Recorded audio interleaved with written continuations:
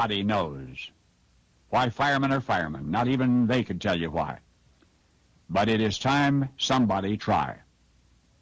Firefighting is the most risky of all dead-end jobs, yet also the one where most workers are most likely to punch in early. It's hard enough to believe that. It's impossible to explain it. Fire and ice are uncomfortable separately or together. Wives hate the hours, kids love the noise, fire and ice.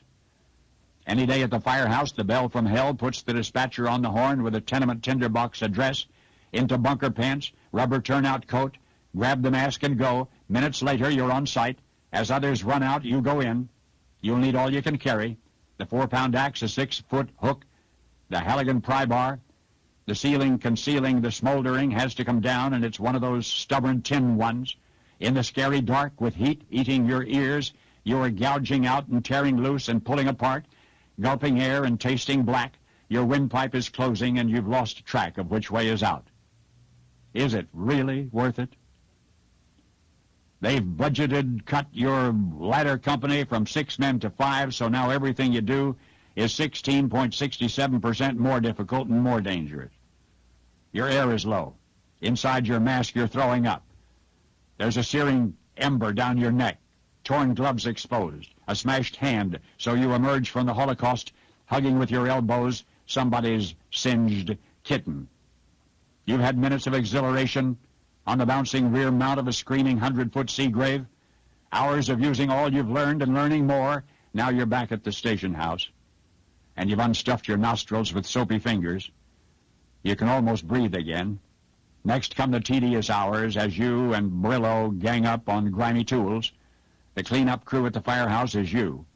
When windows need washing and toilets need cleaning and floors need mopping and beds need making, you do it. Fire and ice. They both go with the job. Then there's that night another engine company gets there first. You see this wet-eared rookie hot-dogging ahead. His academy boots are still shiny. You lose him inside the crackling dark. You forget about him until your helmet warning bell says, "Get out." The battalion chief is calling you off. You get out. The other guy didn't.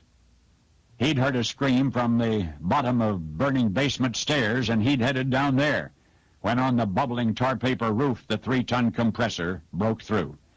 That day, we lost 2. Oh, yes, firemen cry, but only briefly, because now comes the inevitable and ever more paperwork just in case OSHA complains or somebody sues. Is it worth it? Your B crew pumper swapped his day shift so some family guy could be home for his kid's birthday, and then outbound toward a false alarm, your buddy gets blindsided by a hot rod driven by a drunk, fire and ice. The intercom barks again. This time it's a warehouse, a big, fat, multiple blaze, probably torched. On-site engine men draped with icicles, dragging a 3-quarter pre-connect froze hose, are waiting for your big line. Laddermen can't make the building without you. Search, rescue, ventilate. Eventually it's over and out. You're smoke-smudged and sleepless and wrung out. But this one you won.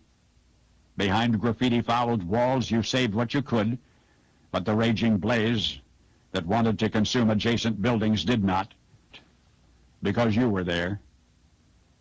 Back at the firehouse before cleanup, you and the guys sit a spell, tired but stimulated, drinking coffee, laughing, feeling good about one another. Nobody outside your world can ever know this feeling. In any other uniform, you get streets named after you for killing people. In this one, you risk your life to save people until one day you run out of chances, and at one final fire, either you buy it or you don't. If you don't, it's only eventually to be brushed off with a puny pension.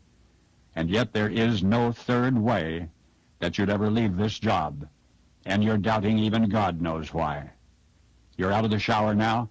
Most of the grime and some of the cynicism are down the drain when you hear a strangely familiar voice saying, "It is worth it. It is worth it." And you're hearing this voice, and there's nobody there but you.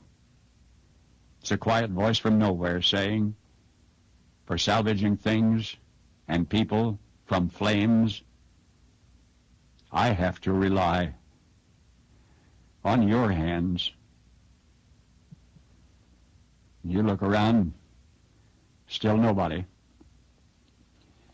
But when you Get over your incredulity, you feel better. Suddenly today's crew cook in the kitchen hollers, "Chow, it's time to eat. Smells like roast beef today. That'll be good."